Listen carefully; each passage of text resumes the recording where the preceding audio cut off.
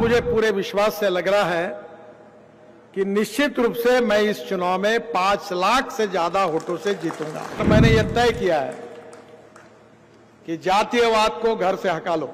मैं जातिवाद नहीं करूंगा, सांप्रदायिकता नहीं करूंगा, सबका साथ, सबका विकास, सबका प्रयास, ये जो मोदी जी ने कहा उसी के अनुसार चलूंगा। मुझे ये चिंता नहीं है कि मेरे लड़कों को रोजगार कैसे मिले।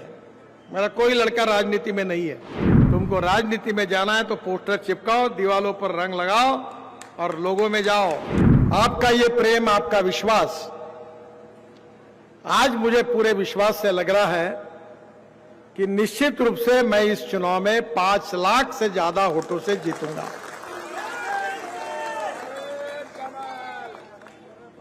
इस शहर में मेरी स्मृतियां हैं। इसी बस्ती में मुन्ना महाजन और उस समय हम सब युवा मिलके दीवारों पर लिखने का काम करते थे।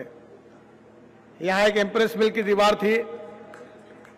मैं याद कर रहा था कि उसके ऊपर चूना लगाने का काम मैंने किया था क्योंकि मेरा हैंडराइटिंग बहुत खराब था। आप सब लोगों ने मुझे बहुत प्रेम दिया। ये जितनी बातें बताई जा रही है, मैंने टनल्स बनाए, एक्सप्रेस हाईवेज बनाई, बड़े बड़े ब्रिज बनाए, गंगा पर 11 ब्रिज बनाए, ब्रह्मपुत्रा पर बनाए, वर्ल्ड के 7 रिकॉर्ड हुए। पर ये सब काम मैं इसीलिए कर सका कि आप लोगों ने मुझे जो प्रेम दिया, विश्वास दिया और समर्थन दिया, उसके कारण। अगर आप नागपुर में,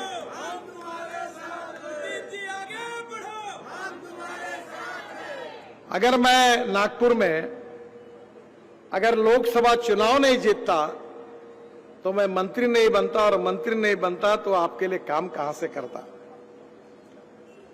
तो जो मैंने कुछ काम किया है उसका श्रेय मेरे सामने बैठे हुए सभी कार्यकर्ता भाई और बहनों को है,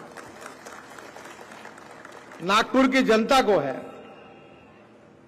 और इसलिए मैं दुनिया में कहीं भी जाता हूं तो नागपुर को कभी भूलता नहीं हूं, न कभी भूलूंगा। 10 साल में इस क्षेत्र में जो काम मेरे द्वारा हुआ है, पहली बार चुनाव के लिए जनता को हिसाब देने के लिए वो उसकी टोटल की गई, तो पहली बार मुझे ध्यान में आया कि इस 10 साल में मैंने 10 लाख करोड़, 1 लाख करोड़ से ज्यादा काम नागपुर लोकसभा क्षेत्र में किया है। 1 लाख करोड़। पर आपके आशीर्वाद से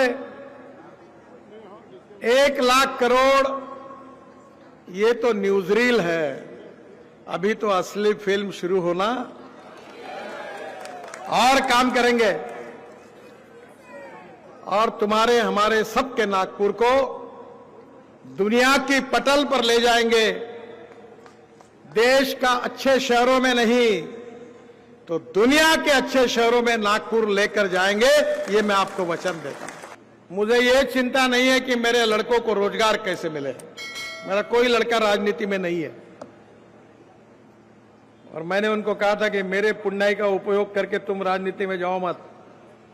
तुमको राजनीति में जाना है तो पोस्टर चिपकाओ, दीवालों पर रंग लगाओ और लोगों में जाओ।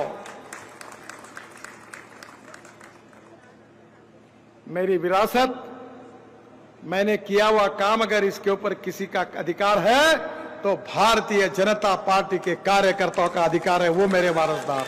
मैंने ये तय किया है कि जातीयवाद को घर से हटा लो। नागपुर शहर मेरा परिवार है, आप सब मेरे हैं और मैं आपका हूं। मेरे यहां कोई भी कैंसर, हार्ट का रुग्ण हो, कोई दिव्यांग हो, मेरी मां ने मुझे बताया था कि तुम इनकी सेवा करते रहो, तुमको कोई कमी नहीं होगी। परसों मैंने करीब 90 इलेक्ट्रिक पर चलने वाली ट्राइसिकल दिव्यांगों को दी। जब मैं उनके पास गुलाब का फूल दे रहा था, उनके आंखों में आंसू थे। 350 लोगों को पैर लगा के दिए। वो फुटबॉल खेलने लगे, बुलेट चलाने लगे। मैंने मन में कहा कि सब कुछ मिल गया। जात, पंथ, धर्म, भाषा, चाहे दुनिया कुछ भी कहे, जिसको देना है वोट दे। एक आदि के नाराज होगी तो कोई बात नहीं, पर मैं जातिवाद नहीं करूंगा, सांप्रदायिकता नहीं करूंगा। सबका साथ, सबका विकास, सबका प्रयास, ये जो मोदी जी ने कहा है उसी के अनुसार चलूंगा। और कवाड़ी जी, मैं आपको विश्वास देना चाहता हूं कि बाबा साहब अंबेडकर जी ने दिया हुआ संविधान हमारा आत्मा है। इस समाज से छुआछूत, अस्पृश्यता, जातीयता समूल नष्ट करके समाज में समता, ममता, सोशल इक्वालिटी प्रस्तापित करना, ये हमारा जीवन मिशन है। It is a part of life conviction, no compromise. संविधान बदलने का सवाल ही नहीं उठता। यह अपप्रचार किया जाता है कि जिन लोगों ने 80 बार इमरजेंसी के समय संविधान को तोड़ने का काम किया, वो हमारे बारे में अपप्रचार करते हैं कि ये संविधान तोड़ेंगे, आरक्षण को रद्द करेंगे। जब लोगों को कन्विंस नहीं कर सकते तो कंफ्यूज करने की कोशिश करते हैं। आप बिल्कुल चिंता मत करिए। मैं ये मानता हूं कि कोई भी व्यक्ति उसकी जात, पंथ, धर्म, भाषा, सेक्स और पार्टी के कारण बड़ा नहीं होता। वो व्यक्ति उसके कार्य, कर्तृत्व और गुणवत्ता से बड़ा होता है। Subscribe to Midday India. Get direct notifications on all our videos by clicking on the bell icon.